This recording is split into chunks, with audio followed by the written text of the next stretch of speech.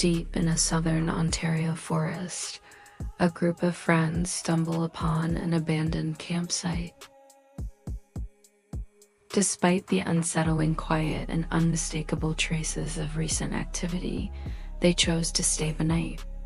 As dusk gave way to darkness, a fierce storm rolled in, and strange happenings began to occur. A fleeting shadow slipping between the trees, and inexplicably, every engine sputtering out at once.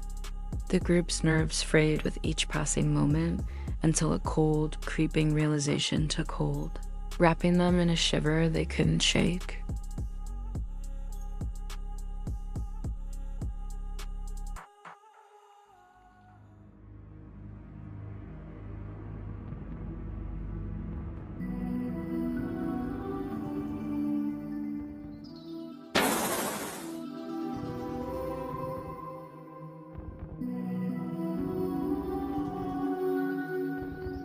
The abandoned campsite. During a week-long Airbnb escape in southern Ontario, my friends and I took our ATVs deep into the woods. The ride through the forest was stunning, and when we came across an old pavilion, we paused to refuel. Just a few minutes down the trail, we stumbled upon a hidden abandoned campsite tucked away in the wilderness. It was eerily silent, sending a shiver down my spine. Around the spot where a tent had once stood were scattered traces of life: a chair, a water bottle, even a forgotten hat. The fire pit still held charred wood, though it seemed no one had been there for days. Despite the unsettling vibe, it was a campsite ready for use, so we figured it was the perfect place to spend the night. We rolled our quads into the clearing, unpacked our gear, and set up camp, reassured by the fact that the Airbnb was just a quick ride away if anything went wrong. As the sun sank behind the trees, we gathered around the fire, swapping stories, sipping drinks, and frying eggs from a local farmer, our laughter drifting into the dusk, unaware of what the night had in store. Suddenly, the usual chorus of the forest birds, insects, the gentle rustle of leaves fell silent, replaced by an uneasy stillness. We sat there, a bit on edge, trading nervous glances and wondering why everything had gone so quiet when the weather shifted. As the rain poured down, we hurried to cover our TVs and dashed into the tent. Now, under shelter, we carried on with our evening, oblivious to the darkness closing in. The storm passed as quickly as it came, but the silence hung heavier than before. Feeling cooped up, a few of us decided to stretch our legs and take the quads for a rip. As we geared up in the dark, footsteps echoed along the gravel road circling the campsite, making even the dog perk up its ears. Seeing no one, we pushed on, figuring the engine noise might scare off whoever it was. Hunter radioed Adam and Lucy to hang back, keep an eye on the gear, and guard the last quad. The three of us rolled into the pitch-black woods, guided only by the faint glow of the lead quad's headlights. Moving slow, we scanned every shadow, searching for the source of those footsteps. The forest felt empty, no people, no animals, just darkness. Just as relief began to wash over us, Hunter slammed on the brakes, nearly causing a pileup along the narrow trail. In the glare of the headlights, we all caught a fleeting glimpse of something or someone darting across the path. Without hesitation, Hunter jumped off his quad and charged into the woods, and the rest of us followed close behind.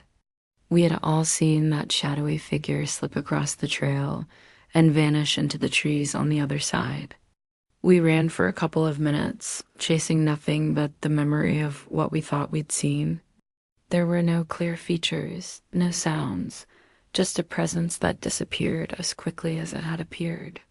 We kept moving in the general direction we believed it had gone, until eventually we gave up and turned back. By then we were worn out, having stretched our legs far more than we'd planned. On the ride back to camp, one by one, our ATVs sputtered and died, despite having full tanks. None of them would start, mine included. Hayden kept trying to radio Adam and Lucy for help, but there was nothing but silence. They must have been asleep.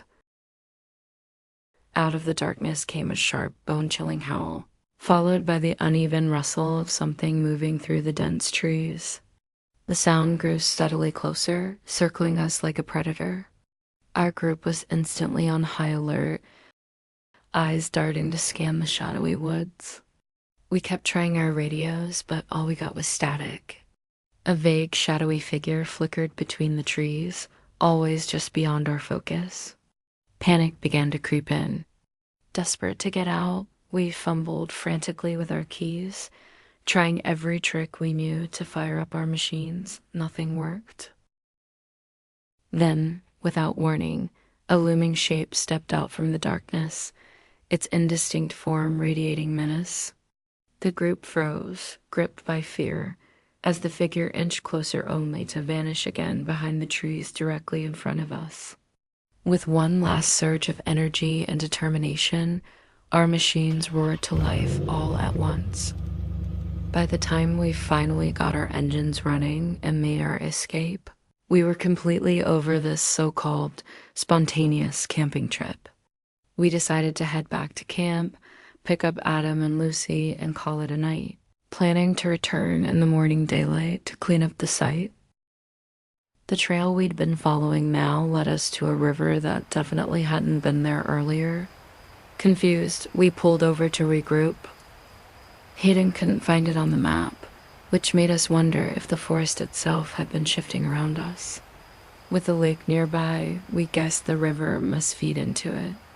If we could just reach Lake Erie, we could get our bearings and figure out where the campsite was. We followed the river for about 15 minutes until finally the lake came into view. But somehow we had ended up over 20 kilometers from our Airbnb, standing on a completely different beach. We decided to follow the coastline back toward where we needed to be. After about an hour of riding, we finally stumbled upon the opening to the forest we had entered earlier that day. The sun was already creeping over the horizon, far earlier than it felt it should. It was as if time had slipped past us unnoticed. Then again, exhaustion had been clouding our senses for hours, making it easy to believe our minds were playing tricks. All that mattered now was getting back to the site, reconnecting with the rest of the group, and finally finding some much-needed rest. We wound our way into the woods, past the weathered old pavilion, and onto the narrow trails that snaked back toward camp. With each step, the weight of regret for the whole adventure settled deeper, but at last, we were in the home stretch. Confusion and fear washed over us as we pulled up to the campsite, expecting to see Adam and Lucy, only to be met with a scene that looked frozen in time. Everything at the site appeared worn and decayed, as if it had been abandoned for years.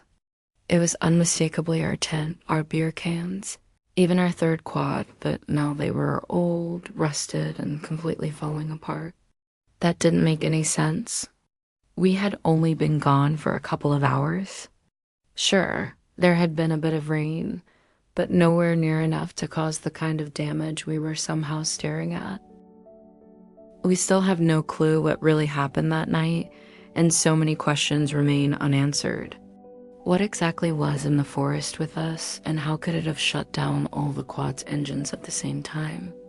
The thought brings back an uneasy, overwhelming dread, making us wonder what kind of malevolent presence might have been there.